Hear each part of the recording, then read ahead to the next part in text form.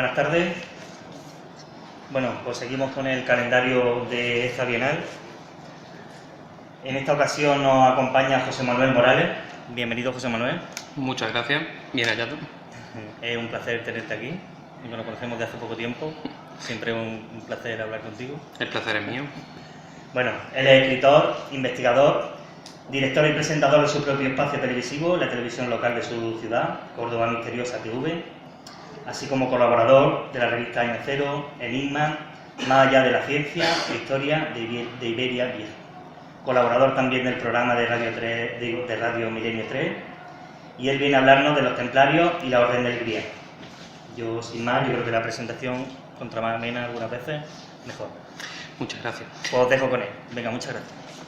Bueno, pues buenas tardes a todos. En primer lugar, antes de empezar, antes de entrar en materia, sí que me gustaría, bueno, pues agradecer tanto a Pedro, que está por allí, que diera mi nombre para estar aquí, al Ayuntamiento por contar conmigo en un evento tan especial como este, con tantas personas conocidas del mundo del misterio. Es un auténtico honor estar aquí entre todos ellos. Y también quiero agradecer evidentemente a los que estáis hoy aquí, que habéis venido a verme. Estamos a una hora un poco introspectiva, sé que a esta hora después de comer lo que pega un poco a echarse una cabezadita y habéis hecho el esfuerzo de venir aquí a verme, así que yo os lo voy a devolver pues dando pues todo lo que llevo aquí en el corazón, ¿vale? Así que voy a entrar ya en materia. Como tenemos poco tiempo y tengo muchísimas cosas interesantes que contaros, voy a empezar ya. Y sí que me gustaría apuntar una cosa, y es que ya sabéis que hoy en día, en los tiempos que corren, un evento, si no está en las redes sociales, no existe. Así que he creado el hashtag Planeta Templario, como voy a hablaros sobre mi último libro, Templario, y bueno, voy a contar algunas de las cosas que apunto en este libro. Y como el libro pues es del Grupo Planeta, pues bueno, el hashtag que hemos creado es ese, Planeta Templario. Si vais a comentar algo sobre la conferencia, podéis usar ese hashtag y así yo me entero, os retuiteo, os contesto, etc. Si vais a criticarme, pues no lo usáis porque me voy a enterar, ¿vale? Dicho esto, os voy a contar un cuento, ¿vale? Vamos a empezar contando un cuento. Un cuento que empieza así. Dice: era el tiempo en que los árboles florecen, la hierba, el bosque y los prados verdean, los pájaros cantan dulcemente en su latín por la mañana y toda criatura se inflama de alegría. Cuando el hijo de la dama viuda se levantó en la yerma floresta y sin pereza puso la silla a su corcel, cogió 3 venablos y salió así de la morada de su madre. Con estos versos es como empieza el cuento del Grial, Le Conte du Graal de Chrétien de Troyes, una de las primeras novelas de caballería de la historia basada en relatos y tradiciones que ya corrían por la Europa medieval a finales del siglo XII. Este cuento creo que todos habréis escuchado hablar de él. Nos relata la historia de Perceval, que como sabéis pues es un joven que abandona un día la casa de su madre, que era una mujer viuda, que ya había perdido a sus otros 2 hijos precisamente en esa historia de caballería. Se habían metido a caballeros y habían perdido la vida. Perceval era el único hijo que le quedaba a esta mujer y un día pues él decidió dejarla también allí en su casa, en medio del campo, en medio del bosque, para convertirse en un caballero de la mesa redonda, que era su sueño. Pero al poco tiempo de andar por estos bosques mágicos, encantados de la Europa medieval, pues se topa con un misterioso pescador, un hombre que está tullido de una pierna y que dice poseer en su castillo, él dice ser un rey que posee un castillo y que en el castillo posee un asombroso tesoro. Perceval, pues muy inquieto por esta curiosidad, pues va a ese castillo, acepta la invitación y durante la cena parece ser que aparece un extraño cortejo compuesto por una doncella que porta un grial y por un paje que porta una lanza ensangrentada. Bueno, por lo que cuenta Chrétien de Troyes, dice, esto también está extraído de su libro, de su cuento: cuando hubo allí entrado con el grial que llevaba, se derramó una claridad tan grande que las candelas perdieron su brillo. Era de fino oro puro. En el grial había piedras preciosas de diferentes clases, de las más ricas y las más caras que hay en mar y tierra. De esta manera describía Chrétien de Troyes ese grial. Perceval no se atreve a preguntar qué es esa extraña procesión, qué son esas piezas que portan, qué es esa luminosidad que parece salir de ese grial. No pregunta absolutamente nada. Terminan de comer, se van a descansar. Y a la mañana siguiente, cuando se despierta en el castillo, parece que el castillo está deshabitado. No está por allí ni ese rey pescador que estaba tullido, ninguno de las personas que componían ese cortejo están allí. El castillo está totalmente abandonado. Totalmente extrañado, abandona el edificio, se va al campo y de nuevo en el campo se encuentra a una chica joven, una chica que está llorando junto al cadáver de un amigo suyo. Parece ser que ha muerto su amigo, parece ser que lleva también ropa de haber sido caballero medieval y la chica está llorando junto a él. Perceval empieza a hablar con ella y en esa conversación pues descubren algunos temas bastante interesantes. Por ejemplo, descubre que es su prima. También es casualidad, ¿no?, que con lo grande que era el bosque se encuentre con una prima suya lejana que no conocía. Y esta le cuenta que la madre de Perceval, es decir, su tía, había muerto en soledad. Parece ser que fue a visitar a su tía y que la encontró muerta. También le explica que ese extraño resplandor que Perceval había visto la noche anterior, allí en el castillo del rey pescador, pues eso era el Grial. Y que el Grial, que él hasta ese momento solamente había visto una luminosidad, pero no sabía exactamente lo que era ni para qué servía, pues le explica que el Grial es un objeto que es capaz de curar a los enfermos y de resucitar a los muertos. Entonces, le dice que si él sabe a dónde ha ido ese Grial o esa procesión que él había visto la noche anterior, porque si tuvieran ahora mismo ese Grial, podría tanto ella resucitar a su amigo fallecido, como él podría devolver a la vida a su madre muerta. A partir de ese momento, Perceval se arrepiente de no haber hecho las preguntas exactas en el momento adecuado, no haber preguntado qué era eso, por qué lo portaban con esa solemnidad, quién era ese rey pescador, y se arrepiente el resto de su vida de no haber hecho esas preguntas correctas. De forma que, presa de su arrepentimiento, lo que hace es que consagra el resto de su vida a buscar ese Grial para poder devolver la vida a su madre. Convertido ya en un caballero de la mesa redonda, ya entra a formar parte de la corte del rey Arturo. Convertido en ese caballero, en su camino hacia el Grial, Perceval debe medirse a valerosos jinetes y vive innumerables aventuras. Claro, y os estaréis preguntando todos, bueno, ¿y al final qué pasa? ¿Encuentra o no encuentra Perceval el Grial? ¿Devuelve Perceval a su madre a la vida? Pues nunca lo sabremos. Porque Chrétien de Troyes, que es el trovador que había escrito este relato en 1191, se muere repentinamente y deja el relato inacabado. Alguno podrá pensar que al no tener final esa historia, pues que quizá pierde interés, pero que va todo lo contrario. Al no tener un final, lo que hace es que cada uno prácticamente puede imaginar su propio final, cada uno puede aportarle su propio desenlace, y eso hace que numerosos autores se animen, viendo la popularidad que está adquiriendo el relato, se animen a plantear su propio desenlace. Recordemos una cosa, esto es importante si vamos a hablar del Grial y de los templarios. La definición de Chrétien de Troyes, que es el primero que pone por escrito, que recoge por escrito la tradición griálica, es simplemente que el Grial es un objeto resplandeciente con capacidades curativas, ¿vale? Algo similar al caldero de Dagda de los celtas. Estamos hablando de un objeto, porque me imagino que cuando hablamos del Grial, quizá la imagen que todos tenemos en mente, la que nos ha vendido Hollywood, las películas de Indiana Jones, es que el Grial es una copa, ¿no? Es la copa de la última cena. Bueno, pues tenemos que ser conscientes de que el Grial empieza a ser la copa de la última cena a partir de 1205. En 1205 es cuando un monje del Cister, Robert de Boron, se da cuenta de que esa historia del Grial, ese mito, está adquiriendo mucha popularidad, pero también nota que está repleto de símbolos paganos y sabe que esto puede ser peligroso para la Iglesia. Así que, ¿qué es lo que hace? Un poco lo que ha hecho la Iglesia siempre. Se apodera del mito griálico, viendo con la popularidad que está adquiriendo, y le da una dimensión cristiana. A partir de entonces, él hace una interpretación libre de la historia de Chrétien de Troyes y lo identifica con la copa de la última cena. Repito, dato importante, hasta 1205 el Grial era otra cosa. El Grial era un mito celta.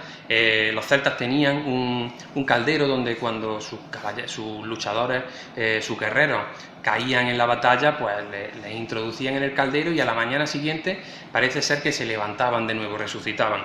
Y ese mito es el que Robert de Boron identifica con la Iglesia cristiana, identifica con la copa de la última cena, la copa donde Cristo se supone que durante la última cena realiza el milagro de la transustanciación, convierte su sangre en vino, el vino en su sangre. Bueno, José de Arimatea también es el que añade toda esa parte que no viene en la Biblia, de que José de Arimatea recoge la sangre del costado del Nazareno en la cruz, y es el que luego, pues todo esto en lo que se basó el Código da Vinci, de que Magdalena y José de Arimatea llegaban a las costas de Glastonbury, etcétera. Bueno, pues todo eso es Robert de Borón en 1205 quien le da esa dimensión cristiana al relato y quien da esa interpretación que no tiene absolutamente nada que ver con lo que había escrito originalmente Chrétien de Troyes. Pero luego, más o menos por la misma fecha, pero en Alemania, un trovador alemán, en este caso Wolfram von Eschenbach, escribe Parzival, otra versión libre del relato de Chrétien de Troyes, pero con algo muy interesante y que no había hecho nadie hasta ese momento. Si podríamos decir que Robert de Borón es el primero que le da una dimensión física al objeto, convierte el grial en un objeto físico, Wolfram von Eschenbach lo que hace es que añade referencias a escenarios y a personajes históricos reales de la Europa medieval. ¿Qué significa eso? Que a partir de ese momento ya da una serie de pistas para que los buscadores del grial puedan saber más o menos por dónde deberían empezar su búsqueda. Y además revela algo muy interesante, y es que, según él, los templarios, o unos caballeros muy puros y castos, que todo el mundo identifica con los templarios, fueron los custodios del grial en una fortaleza que se llama Montsalvat. O sea que la pista es muy importante porque Montsalvat, si atendemos un poco al nombre, pues podemos buscar algunos lugares reales, algunas fortalezas, algunos castillos que tengan un nombre parecido y eso podría darnos pistas de dónde estuvo alojado realmente el grial.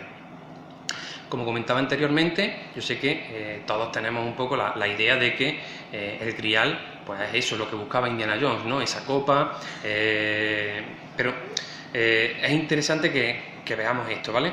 Que hasta que Robert de Borón no le da una dimensión física y hasta que Wolfram von Eschenbach no empieza a dar esas pistas de dónde podría haber estado alojado el grial, dónde podría haber sido custodiado y por quién, no comienza la carrera por la búsqueda del santo grial.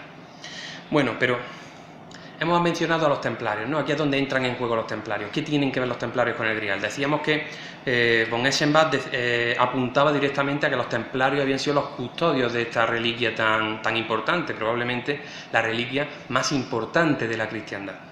Bueno, pues vamos a ver quiénes son los templarios muy brevemente. Su historia comienza en 1118, en Tierra Santa, cuando 9 caballeros piadosos se plantan ante el rey Balduino II, el rey cristiano de Jerusalén, que había sido conquistada 19 años antes por los cristianos, y se plantan allí delante de él para pedirle un trato. Él les deja instalar su cuartel general en las caballerizas del antiguo templo de Salomón, un lugar mítico, ya sabéis, por el Antiguo Testamento, según el Antiguo Testamento, y ellos se comprometen a cambio a proteger los caminos de peregrinación a Jerusalén.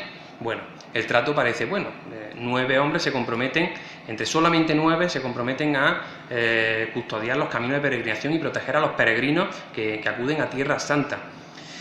Imaginaros lo que es hoy en día, lo que es hoy en día la franja de Gaza, ¿no? la zona de Palestina, sabéis que es una zona bastante tranquila, pues imaginaros lo que sería entonces.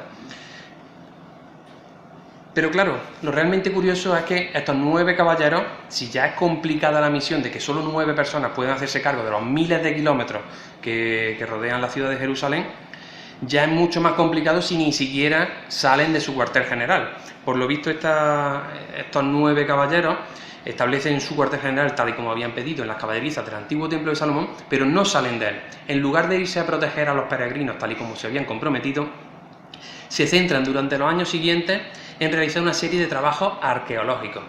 Y en esas antiguas caballerizas del templo de Salomón es donde descubren unas galerías subterráneas. En esas galerías, os digo amigos que algo muy valioso tuvieron que encontrar, porque a partir de entonces cambia su suerte. A partir de que estos 9 caballeros regresan a Francia, esta vez con algo que encontraron allí en ese lugar tan mítico, a partir de ese momento su crecimiento es absolutamente meteórico, no tiene parangón en la Edad Media. Poco tiempo después, en 1128, San Bernardo de Claraval, el religioso más eminente de la época, se vuelve totalmente fan de ellos y hace pues todo lo que le piden. Les crea ad hoc, le crea a medida la figura del monje guerrero. Es una figura que no existía en la cristiandad de la época. Sí existía en el bando musulmán, pero los cristianos en aquel momento no podían alzar su arma ante ninguna persona, aunque fuera infiel para ellos. Bueno, pues a partir de 1128 San Bernardo crea la figura del monje guerrero, es decir, les crea como el marco jurídico. A partir de ese momento los templarios pueden matar a los enemigos de la fe cristiana. Esto ocurre en el Concilio de Troyes y a partir de ese momento el propio San Bernardo, que no era papa pero que sí que era una persona pues prácticamente que estaba a su nivel, comienza a afiliar señores feudales, empieza a sumar señores a su causa, a la causa de los templarios, y comienza a protegerles de una forma que pone el grito en el cielo del resto de órdenes de caballería. Por otro lado, el líder de esos 9 caballeros, Hugo de Payens, comienza un periplo por toda Europa, viene incluso a España, por donde empieza pues a predicar su mensaje, a tratar de conseguir adhesiones, que los nobles más caudalosos pues, se unieran a la causa templaria y comienza a conseguir que de hecho se produzcan muchísimas donaciones. De hecho, por ejemplo, solo un año después ya habían conseguido reclutar a 300 caballeros. Cada caballero va acompañado de un montón de gente más, de sus sargentos, de sus criados, de sus ayudantes. Y aparte de los 300 caballeros comienzan a recibir donaciones de todo tipo, reciben castillos, hay personas que hay quienes le entregan un pueblo entero con todos sus habitantes, es decir, comienzan a recibir una serie de donaciones que es un auténtico misterio.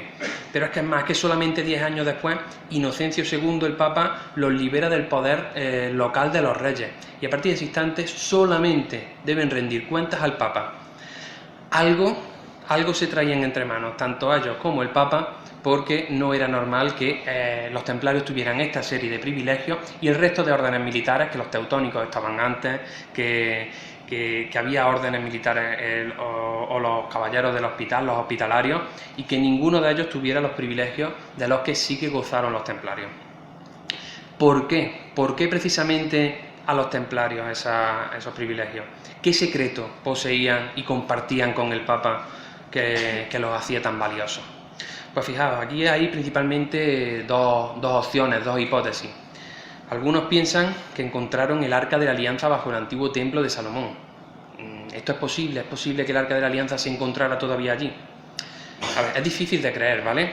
Es complicado, pero tengamos en cuenta una cosa. El Arca de la Alianza se pierde su rastro en la Biblia aproximadamente en el 960 a.C. El Arca de la Alianza es construida, es mandada a construir por Moisés, siguiendo las indicaciones que le da Yahvé en el monte Sinaí, llega hasta el rey David, que es el que ordena construir el templo de Salomón, la lleva hasta allí y luego ya Salomón se encarga de custodiarla en su templo. Allí la esconden de alguna forma y, por ejemplo, momentos importantes de la historia del templo son el 586 a.C., cuando Nabucodonosor II arrasa el templo, pero ningún cronista habla de que el Arca de la Alianza haya sido saqueada. Luego en el 385 hay otro momento importante porque se reconstruye el segundo templo. En el 19 a.C., Herodes el Grande, que es conocido por mandar la aniquilación de todos los recién nacidos en Belén, pues Herodes el Grande también lo rehabilita, lo vuelve a hacer grande, ese templo que en varias ocasiones aparece también en la Biblia, en el Nuevo Testamento, pero de nuevo nos encontramos con que en ningún momento se menciona el arca, se pierde el rastro en las Santas Escrituras, se pierde el rastro en el 960 a.C.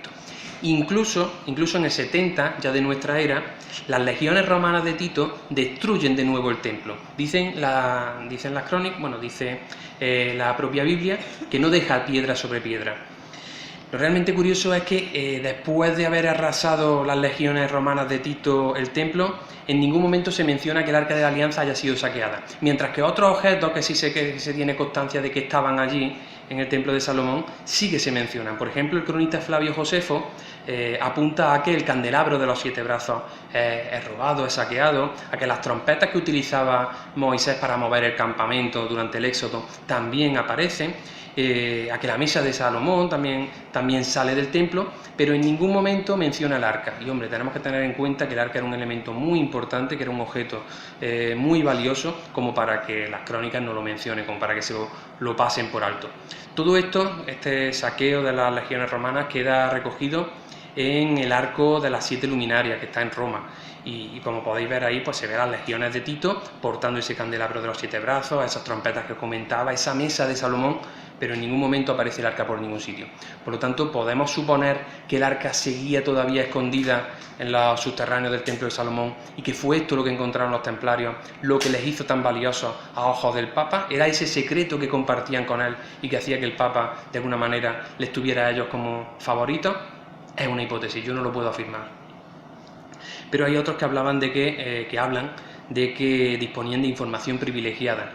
¿A qué me refiero con esto? Fijaros, hay algunos indicios que podrían apuntar a que esta teoría es cierta. Y es que los templarios acuñaban su propia moneda de plata. Tenemos que tener en cuenta que en aquel momento en Europa ya se habían agotado la mayoría de yacimientos, tanto europeos como africanos, de plata. No había plata en Europa y sin embargo ellos continuaban acuñando monedas. De algún sitio tenían que sacar el mineral. Y por otro lado también, cabe la duda de dónde sacaban tanto dinero que les permitió entre 1180 y entre 1270 financiar la construcción de 80 catedrales y no menos de 500 abadías. Eso requiere una financiación terrible en un momento en el que Europa pues estaba siendo asolada por las plagas, por las epidemias, momento de máxima pobreza, y los templarios fueron capaces de financiar esas obras colosales. ¿De dónde sacaban el dinero? Pues quizá una pista nos la dé su puerto principal. El puerto principal de los templarios era el puerto de La Rochelle, en Francia, la costa atlántica de Francia.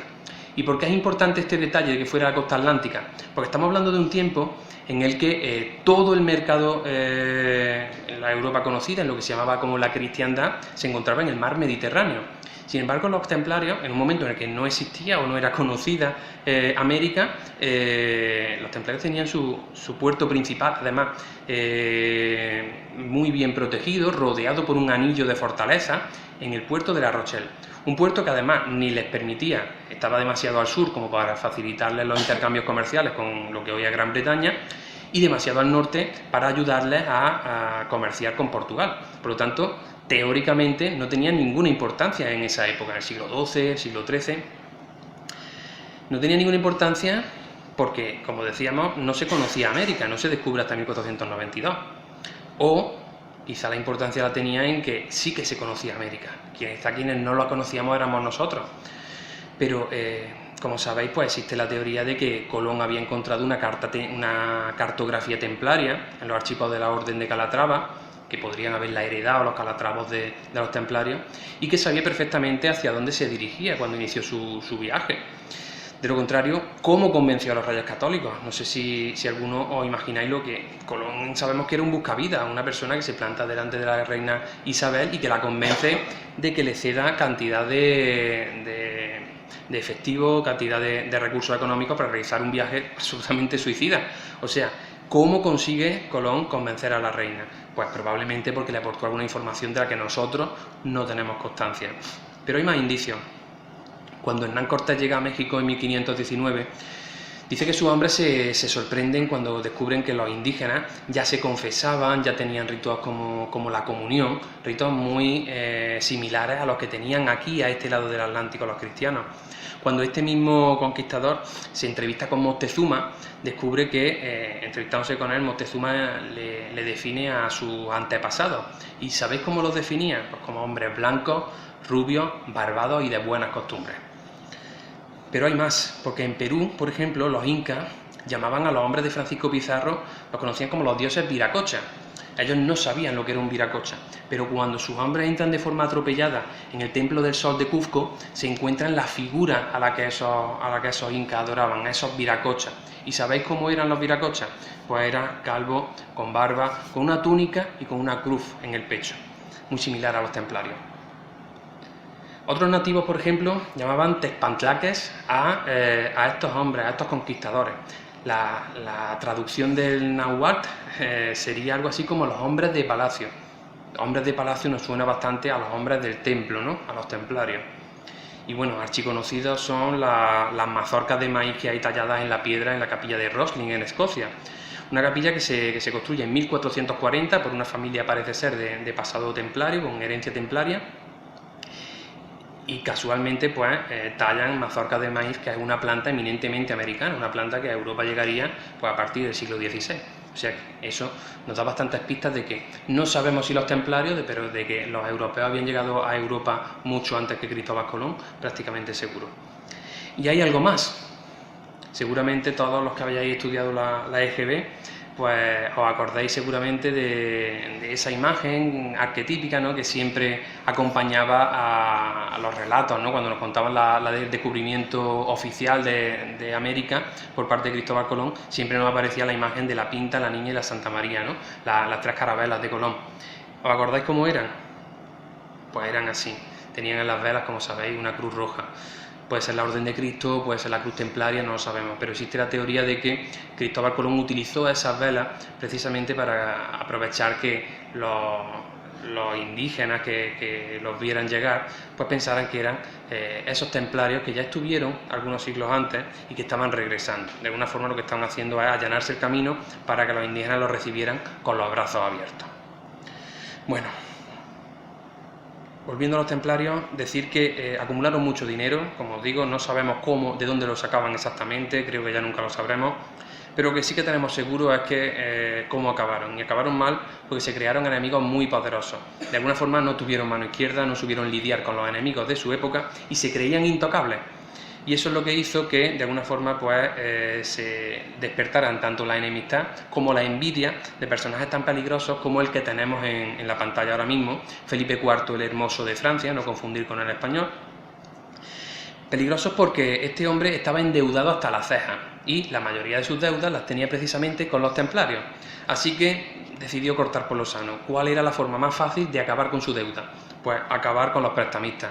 Él decidió que, al igual que ya le había salido bien hacer una serie de juicios manipulados contra unos rabinos, contra unos hebreos, unos sacerdotes hebreos, y quemarlos en la isla de los judíos, la llamada isla de los judíos que está en el río Sena, en París, pues decidió hacer lo mismo con los templarios. Aprovechando una serie digamos, de quejas o de chivatazos que le habían dado un par de templarios expulsados, pues lo que hizo fue aprovechar esa información que les tachaban de herejía, que les tachaban de una serie de cosas que en aquel momento no se podían permitir por parte de la Iglesia, y inició un juicio contra ellos. De alguna forma él no podía actuar contra los templarios porque, como recordaréis, ellos solamente rendían cuentas al Papa, así que lo que hizo fue buscarse la complicidad del Papa. Aprovechó para que apareciera, para que fuera elegido un Papa títere, como era Clemente V, y a partir de entonces aprovechar a este Papa para que hiciera lo que él quería. Y finalmente acabó pues mandando a sus tropas el viernes 13 de octubre de 1307. Cuenta la leyenda que la fecha del viernes 13 está maldita en Europa a partir de ese día.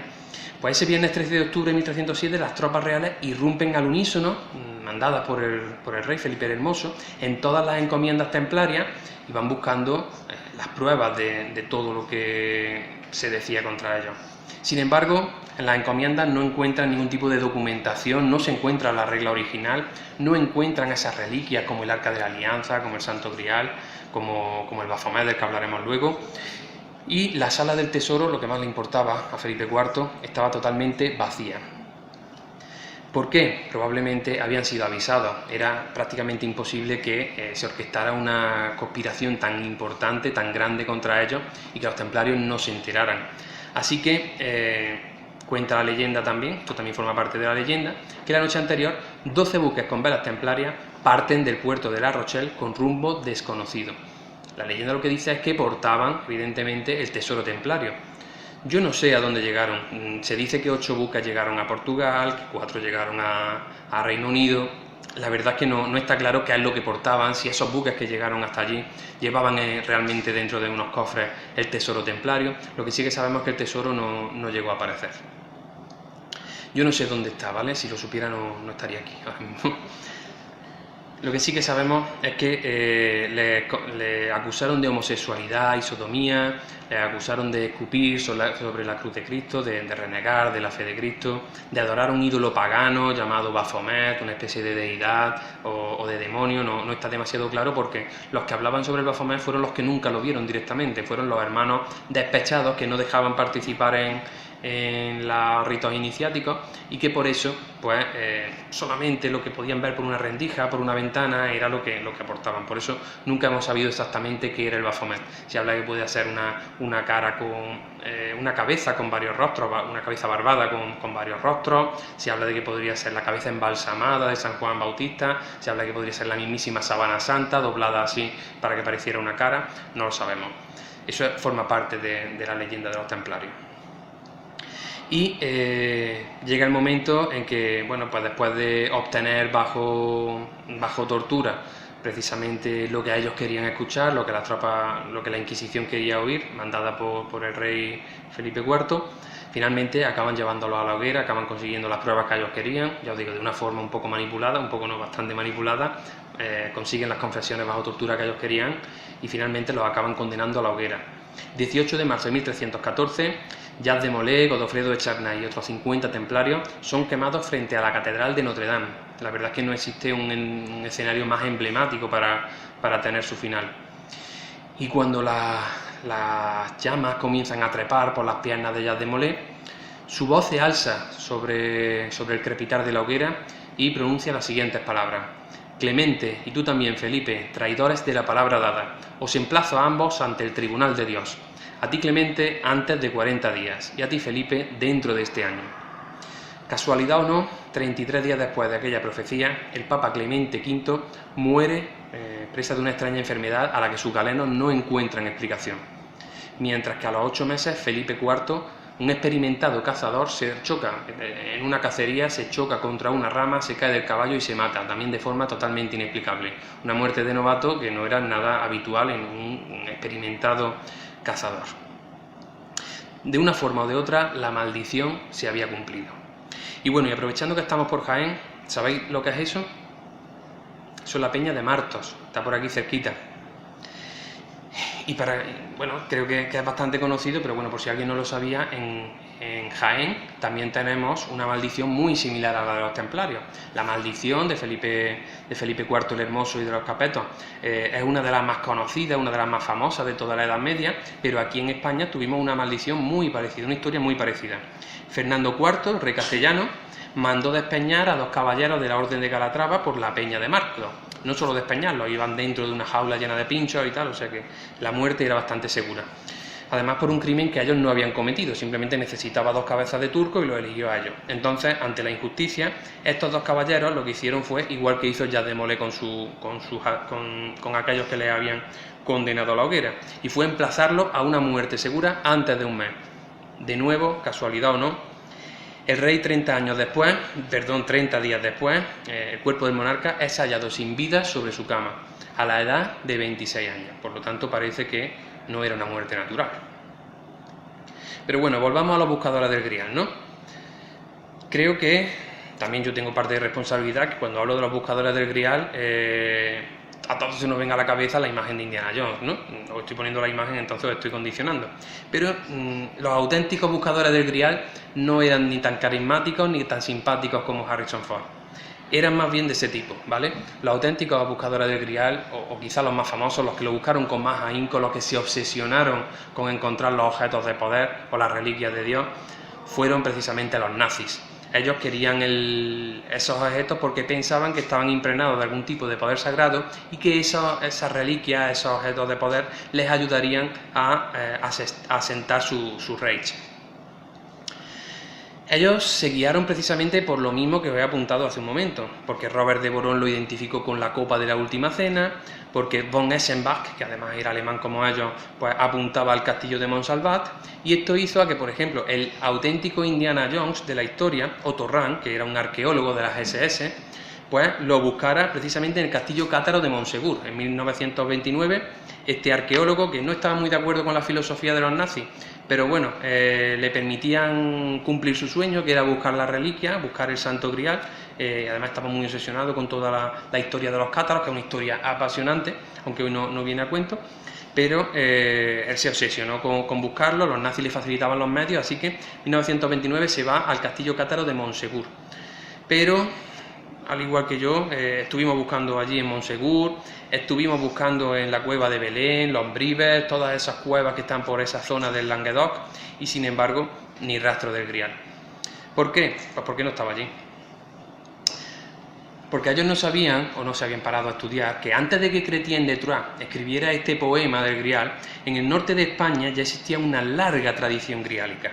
En España ya se hablaba del Grial antes de que Chrétien de Troyes lo pusiera por escrito. Y si no lo creéis, solamente tenéis que echar un vistazo a un mapa de España y ver algunas de las toponimias que encontramos por el norte de nuestro país. Por ejemplo, en Zaragoza encontramos una aldea de no más de 60 habitantes que se llama Calcena. El nombre de Calcena, por si alguien no se había dado cuenta, proviene de la contracción de dos palabras, cáliz y cena. O sea que estamos hablando de una aldea que le debe el nombre precisamente al cáliz de la cena. Y si alguien piensa que esto es una conspiración o es una invención, solamente tiene que echar un ojo al escudo de Calcena, un escudo que se crea en el siglo XI, antes de que se escribiera el cuento del Grial, y que tiene, como veis, pues una copa de la última cena, y la mano de un trovador, de un escribano, que escribe con pluma pues un relato. O sea que, de alguna forma, todo esto es anterior a la creación del mito griálico. Pero seguimos, muy cerca de allí, en León, encontramos otro pueblecito que se llama Grajal de Campos. Seguramente, si habéis leído Código Da Vinci y demás, sabréis que Graal es la versión, como se dice en francés, grial. Por lo tanto, es bastante aceptable la idea de que en España a Graal se dedica a Grajal y que al final eso haya acabado derivando en la palabra Grajal. Grajal recuerda mucho a la concepción a Grial en francés. De hecho, incluso tiene un castillo del siglo X, de nuevo anterior a la época de Chrétien de Troyes, que se llama el Castillo de Grajal. Por lo tanto, no podemos descartar el hecho de que el Grial haya estado custodiado en ese castillo y por eso fuera conocido por sus vecinos como el Castillo del Grial, el Castillo del Graal. Muy cerquita de allí encontramos otro pueblo en Burgos que se llama Criales. Creo que no tengo que explicar la similitud entre Criales con C y Griales. También por allí tenemos la Sierra Salvada. ¿Os acordáis que von Eschenbach decía que el Grial estaba en Montsalvat? La traducción literal del alemán de Montsalvat sería Sierra Salvada. Es la única Sierra Salvada de Europa y la tenemos en Burgos. Pero es que en Soria tenemos un pueblo que se llama Barceval. ¿Cómo se llamaba el protagonista del cuento? Perceval, ¿no? Se parecen, Barceval, Perceval. ¿Es posible que Chrétien de Troyes se inspirara en el nombre de este pueblo para dar nombre a su protagonista? Pero es que hay otros asuntos, otros ejemplos, pues incluso más claros todavía. Galicia, Calicia, y solo tenéis que ver, está ahí el cáliz del Cebreiro, en el escudo de Galicia. O sea, un cáliz que le da, es el símbolo de toda la comunidad.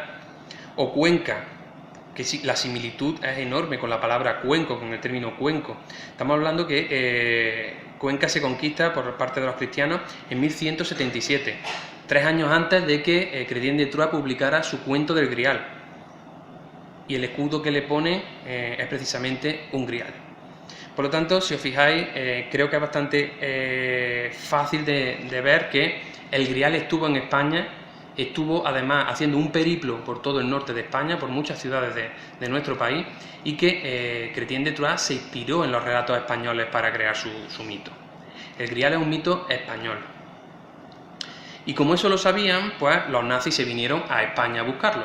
Ya después de que Otto Rahn se suicidara, también otra historia también fascinante, pues Heinrich Himmler, una década aproximadamente después, en 1140 visita España, algunos lugares de España, sospechosos de albergar el Grial y otros objetos de poder como el Arca de la Alianza, etc. Así que, como teníamos Montsalvat, y ya se descubrió que no estaba en Montsegur, pues se vinieron a la montaña de Montserrat a buscarlo. Una visita muy documentada y finalmente, pues de nuevo se van los nazis de vacío porque tampoco estaba el Grial en la montaña de Montserrat. Después de preguntar por todos los objetos, todas las reliquias que tenían por allí, todos esos túneles que había bajo la montaña, pues se volvieron de manos vacías. Y ahora yo quiero hacer una pregunta, y es que, ¿qué hubiera pasado si los nazis hubieran buscado el Grial en Valencia? Porque tenemos que tener en cuenta un dato. Yo sé que cuando yo os hablo del Grial y hablo de un objeto de poder, la mayoría estaréis pensando que eso son cosas mías, ¿no? Son cosas de película. Es verdad que el Grial sea la copa de Valencia, ahora veremos cuáles son los sospechosos de ser la auténtica copa de la Última Cena. Es verdad que el Grial es un objeto de poder que era considerado un objeto de poder en la antigüedad. A día de hoy, tener una copa u otra, sabemos que, o sospechamos que no nos va a dar ni la eterna juventud, ni a quien lo consiga le va a reportar ni suerte, ni le va a reportar probablemente, ni va a resucitar, ni mucho menos a un muerto. Pero lo importante de las reliquias no es el poder que tienen per se. Lo importante de las reliquias es el poder que le asimilamos los humanos, el poder que le asignamos los humanos. Por lo tanto, mi pregunta no es qué hubiera pasado a nivel mágico si los nazis hubieran encontrado el Grial, sino qué hubiera pasado si ellos pensaran que tenían el Grial de Cristo. Quizá eso hubiera cambiado su motivación, quizá eso hubiera cambiado de alguna forma el signo de la guerra, de la Segunda Guerra Mundial. No lo sabremos, pero quiero plantearlo. Vamos a hacer un poquito el recorrido por el cáliz de Valencia, que ha sido siempre conocido o reconocido por la Iglesia como el auténtico Santo Grial o copa de Jesucristo. Recordemos siempre que cuando me refiero a Santo Grial me refiero a la acepción que le da Robert de Borón, no es que yo esté diciendo que ese sea el auténtico Santo Grial. Bueno, pues en el siglo III, el Papa Sixto II, uno de los primeros papas de la cristiandad, le pide al diácono español Lorenzo que ponga a salvo el cáliz de San Pedro, el cáliz que San Pedro había llevado a Roma algunos siglos antes, y San Lorenzo pues se le ocurre ponerlo a salvo en su Huesca natal, en Loreto, que es el pueblo de sus padres, porque los romanos pues están ya presionando a la iglesia, le van a robar las reliquias y entonces pues esconden allí en Loreto, en un pueblecito de Huesca, esconden el cáliz de San Pedro. En el 711, durante la invasión musulmana, los obispos cristianos esconden el cáliz en algunas ermitas de los Pirineos, comienza un periplo, hasta que en 1076 se construye ex professo la catedral de Jaca. Cuando yo estuve con mi mujer paseando por Jaca, yo no me lo había preparado, no había mirado guías turísticas y demás, y me sorprendió descubrir un edificio magnífico allí en el centro de Jaca. Yo no sabía que Jaca, un pueblecito tan pequeño, tenía esa catedral, pero mucho más me sorprendió cuando descubro que se construye en 1076, momento en el que Jaca era un poblado pequeñísimo. Eso es una gran anomalía, encontrar allí una catedral tan grande en un lugar de tan poca importancia estratégica en el momento. ¿Por qué se construye una catedral tan magnífica en un pueblecito como este? Pues porque se pretendía albergar allí el Grial. Pero allí solamente pasa unos meses. Bueno, de hecho, eso que tenéis en la imagen es un capitel de la catedral de Jaca, donde se ve al Papa Sixto II entregándole al diácono Lorenzo esta copa. De allí pasa a San Juan de la Peña. En San Juan de la Peña es donde el Grial es custodiado hasta 1399. Desde allí pasa a Zaragoza, pasa por Barcelona, van cambiando los reinos, pasa por Valencia y finalmente llega a la Catedral de Valencia en 1437, que es donde ha estado ininterrumpidamente, excepto algunos periodos como la Guerra Civil o la Guerra de la Independencia. Bueno, uno de sus momentos clave de esta Copa de Valencia es en 1960, cuando al arqueólogo Antonio Beltrán, una eminencia en aquel momento, se le permite realizar el primer estudio científico del Grial. Se le permite desmontar la copa del Santo Cáliz de Valencia para datarlo y ver si realmente la ciencia apoya el hecho que ya apuntaba la tradición, y es que esa copa podía haber pertenecido a la época de Jesucristo. Las conclusiones a las que llega Antonio Beltrán son las siguientes. Dice que la copa de arriba es una copa de ágata que pertenece fundada en un taller oriental entre el siglo -2 en el siglo -2 y el siglo -1. La parte central, la zona central, la unión, las asas y las piedras preciosas son de estilo gótico del siglo XII, y el pie, la naveta del pie, pertenece a un taller musulmán cordobés del siglo X. Bueno, ¿qué significa esto? Pues esto significa que de todo lo que veis, de la copa que estamos acostumbrados a ver, la única parte original, la única parte importante o medianamente sospechosa de haber podido estar presente en la cena pascual, sería eso que veis ahí, la parte de arriba, esa especie de cuenco sin asas, y que, según este arqueólogo, que no era una persona para nada religiosa, pues su conclusión después de hacer este estudio científico fue que no tenía ningún argumento que pudiera descartar que esa copa hubiera estado presente en la última cena. De forma que él no podía afirmar que hubiera estado presente, no sabemos si estuvo, pero la ciencia tampoco contradice que pudiera estar. De forma que esto le dio un gran poder al cáliz de Valencia. A partir de ese momento, a partir de 1960, prácticamente ya nadie discutía que el cáliz de Valencia era el auténtico Santo Grial. Esto es solamente de hace unos meses. Desde siempre, ya en 1960, Antonio Beltrán descubrió, se fijó en que ahí, como veis, en el pie, en la naveta del pie, pues hay una inscripción. En aquel momento no se sabía muy bien lo que ponía, y bueno, pues se acabó traduciendo como Lil Zaira. Esto está escrito en árabe, y Lil Zaira se traduciría algo así como el que porta la luz. Entonces, desde aquel momento se aceptó más o menos que esa inscripción lo que hacía alguna referencia era a Alá, porque estaba escrito en árabe. Entonces, por eso por lo que se pensó que la naveta del pie estaba hecha en los talleres musulmanes cordobeses, porque en aquel momento, pues, como sabéis, en el siglo X, Córdoba estaba bajo influencia musulmana. Pero hace unos meses se ha producido una revolución en esto del cáliz de Valencia, y es que Gabriel Songel, un catedrático de la universidad, pues ha descubierto que no pone Lil Zaira y no está escrito en árabe. Eso está escrito así en vertical para que se viera reflejado en la copa de arriba. Y cuando lo ves reflejado en la copa de arriba y lo ves totalmente al revés, como si fuera un espejo, lo que pone es en hebreo Yeshua Yahvé. ¿Qué significa Yeshua Yahvé? Pues Jesús, Dios. ¿Y qué puede significar esto? Pues fijaos qué curioso. En Percival, en la obra del poeta alemán, dice que en el Grial hay una inscripción donde se indica el nombre y la naturaleza de Dios. ¿Qué es lo que decía esta inscripción? Yeshua Yahvé, Jesús Dios.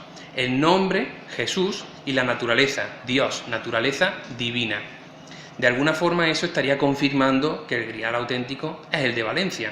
De hecho, sabéis que es el que la Iglesia siempre ha apoyado públicamente. Hay un par de papas que han hecho misa en Valencia y son los únicos que han tenido acceso al Santo Grial, aparte de alguna investigación reciente. Bueno, pues parece que el enigma del Santo Grial estaba totalmente resuelto, hasta que en 2014 pues todo se revolucionó, todo se puso patas arriba, cuando dos profesores universitarios, Margarita Torres y José Manuel Ortega, están haciendo un trabajo de inventariado, un trabajo rutinario en la Real Colegiata de San Isidoro de León. Están inventariando unas piezas árabes y encuentran un cofre vacío de plata nielada que no está en el lugar que debe estar. Además se dan cuenta que entre las piezas que estaba, pues ese cofre estaba demasiado bien decorado, demasiado rico para estar ahí.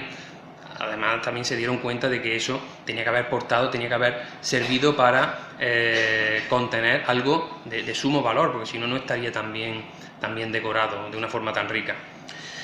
Lo realmente curioso es que prácticamente a la vez, en unos pergaminos en la biblioteca del Cairo, se descubre que la copa a la que los cristianos llamaban la copa del Mesías había viajado en el siglo XI desde Jerusalén hasta León, pasando por Denia, pasando por el Cairo, pasando por Denia, y había llegado hasta León. Entonces sospecharon que esa copa que los cristianos llamaban la copa del Mesías, la copa que los cristianos consideraban desde el siglo IV que había sido la copa de la última cena, había llegado hasta León, había podido llegar a la colegiata de San Isidoro. Pero claro, allí hay un montón de cálices. ¿Cuál era el que podría haber venido custodiado en ese cofre tan bien decorado de plata? Entonces se dan cuenta estos dos profesores universitarios que una copa que han tenido allí toda la vida, que llevaba 50 años expuesta y a la que prácticamente nadie le prestaba demasiada atención, la copa de Doña Urraca, tenía una curiosidad. Y es que la parte central se sabe que doña Urraca, la hija de Fernando I, había fundido las joyas de la familia, las había fundido para construirle esa especie de nudo que tiene central. Y esto es algo extraño, que alguien para una copa que tienen ahí medio rota funda todas sus joyas, implique gaste o invierta toda su fortuna en una copa que no tiene demasiado interés. Así que se centran en esta copa, empiezan a investigarla y descubren también en esos pergaminos que en el siglo XI, en el traslado de esa copa desde Jerusalén, pasando por el Cairo, Denia, hasta León, se le ha roto una esquirla, ¿vale? Se le ha roto, tiene una pequeña mueca.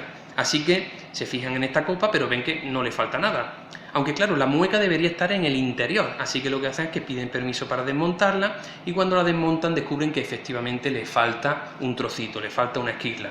A partir de entonces, como sabéis, año 2014, estos profesores publican el libro Los Reyes del Grial, se convierte en un bestseller y la noticia salta a todos los medios de comunicación, medios internacionales, se interesan por la historia del cáliz de doña Urraca. De hecho, ahora mismo se está grabando un documental en León donde se va a relatar con actores famosos la historia del descubrimiento del cáliz de doña Urraca o del Santo Grial de León.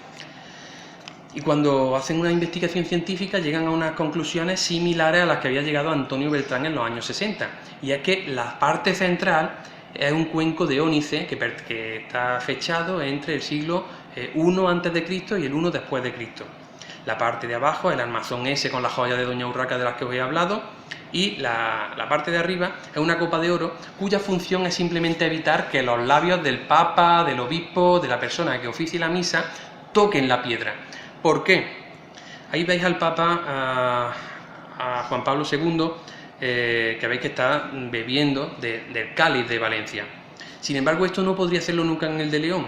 El Papa tendría que besar la parte dorada, la parte de oro, esa fina lámina de oro, pero no podría llegar a besar la piedra. ¿Por qué? Porque los que construyeron este cáliz pensaron que ningún humano, fuera papa o fuera quien fuera, era lo suficientemente digno como para posar sus labios en el mismo lugar, en el mismo sitio donde lo había posado Jesucristo. Por eso indujo a pensar que este cáliz de doña Urraca era tan valioso y podía ser el auténtico Santo Grial. De hecho, si habéis estado en la colegiata, descubriréis que hay una serie de símbolos que a veces pasan un poco desapercibidos al visitante que va con prisa. Por ejemplo, dentro de la basílica, esto no lo había visto yo en ningún libro, esto me di cuenta, hay dos pájaros con unos picos muy alargados que se están sujetando el pico, como si conocieran un secreto terrible y de alguna forma no pudieran revelarlo. Si nos adentramos en la parte más famosa, en el Panteón Real, la conocida como la Capilla Sixtina del Románico español, pues nos daremos cuenta que en el fondo hay un calvario y que junto a ese calvario hay un cáliz flotando, un cáliz que nos recuerda a la historia de Robert de Borón cuando José de Arimatea recoge la sangre del Nazareno. Pero hay otra anomalía en ese Panteón Real, y es que en el techo, en lugar de un crucificado, estamos en un lugar fúnebre, lo normal es que hubiera un crucificado, y lo que hay realmente, la escena que preside todo el monumento, es una última cena. También si nos fijamos en los detalles nos daremos cuenta que en esa última cena todos los apóstoles llevan una copa en la mano, todos los personajes llevan una copa en la mano menos uno, precisamente el central, Jesucristo. Y a este Jesucristo hay un sirviente que está en una esquina que le está ofreciendo un vino que acaba de echar y se lo está ofreciendo a Jesucristo para que tenga su copa. Bueno, pues esa copa que le está ofreciendo este personaje que se llama Marcial el Copero, pues esa copa es exactamente igual que el cáliz de doña Urraca desmontado. Veis que el color es gris y marrón por dentro, porque es exactamente igual. De alguna manera, esto lo que nos indica es que todos esos símbolos, esos pájaros que están ahí con el pico tapándoselo, esa representación de Marcial el Copero, ese calvario con el cáliz flotando, esos símbolos han estado ahí durante más de 9 siglos y nadie se había dado cuenta. Por eso lo que me hace a mí pensar, y es la reflexión final que yo quiero plantear, es que cuántos secretos seguirán ocultos en capiteles de columnas, cuántos secretos seguirán escondidos en canecillos de iglesias, en cuadros de museos, esperando a que lleguemos y los descifremos. Porque por la colegiata de San Isidoro han pasado en las últimas décadas pues, cientos de miles de personas. Todas esas personas han visto, han fotografiado esos cálices y nadie se había dado cuenta que ese cáliz, al que nadie le prestaba atención, podría haber sido el auténtico cáliz de la Última Cena. Así que si esta charla os ha servido para plantearos de otra forma cuando visitáis un monumento, para que cuando vayáis a una iglesia, a una catedral, nos fijemos en los canecillos, nos fijemos en esos símbolos que muchas veces sabemos que tienen un doble sentido, para que cuando visitemos un museo lo hagamos con tranquilidad, nos fijemos en todos los detalles del cuadro, también los que se salen de la escena principal, esos personajes secundarios que a veces hacen símbolos con las manos, hacen gestos con las manos. Cuando nos fijemos en todo eso, seguramente seamos capaces de descifrar cantidad de secretos que aún a día de hoy siguen, pues eso, colgados en un museo, en un cuadro de un museo o en una escultura. Sé que antes de acabar la conferencia, creo que la pregunta que tendréis todos en la cabeza es evidente, ¿no? ¿Cuál de esos dos es el Santo Grial? Si es que es alguno, es el Santo Grial. Bueno, pues la conclusión de esta charla sería esa, ¿vale? El Santo Grial es un mito muy anterior a la cristiandad, ¿vale? El Santo Grial no es un mito cristiano. El Santo Grial ya lo tenían los celtas, anteriormente lo tenían los egipcios, los musulmanes tienen su propio Santo Grial. El Santo Grial es un mito de resurrección, de curación de enfermos, es un mito que ha estado siempre ahí. Los cristianos, la Iglesia, a través de Robert de Borón, lo único que hizo fue eso, aportarle su dimensión católica, su dimensión cristiana, asimilarlo con la copa de la Última Cena. Ahora bien, creo que encontrar la copa donde Jesucristo posó sus labios durante la Última Cena, donde se supone que realizó el milagro de la transubstanciación, donde realizó el milagro de la Eucaristía, pues esto sí que sería un hallazgo arqueológico, solamente arqueológico, importantísimo, creo que trascendental. Y claro, la pregunta entonces sería esa, ¿no? ¿Cuál de esas dos copas fue la que estuvo delante de la mesa pascual? Bueno, pues si os lo dijera, os estaría reventando el final de mi libro, porque mi libro precisamente trata sobre eso. Templarios trata sobre los templarios, sobre el esoterismo medieval, sobre esos símbolos ocultos en los canecillos, en las catedrales góticas, sobre las vírgenes negras, qué es lo que esconden las vírgenes negras, la búsqueda del Santo Grial en España, y lo que hacemos en el libro es eso, es relatar pues cuál ha sido mi experiencia, mi viaje iniciático como el de Perceval, buscando el Santo Grial. No solamente hemos visitado León, no solamente hemos visitado las catedrales góticas, no solamente hemos estado en Valencia, San Juan de la Peña, sino que también hemos estado en Cebreiro, hemos estado buscando todos los posibles santos griales de España. Y al final, el último capítulo del libro se llama precisamente así: aquí está el Santo Grial. Por eso, si os lo dijera ahora, os estaría reventando el final y no puedo hacerlo. Así que muchas gracias, y para lo que queráis, pues aquí me tenéis.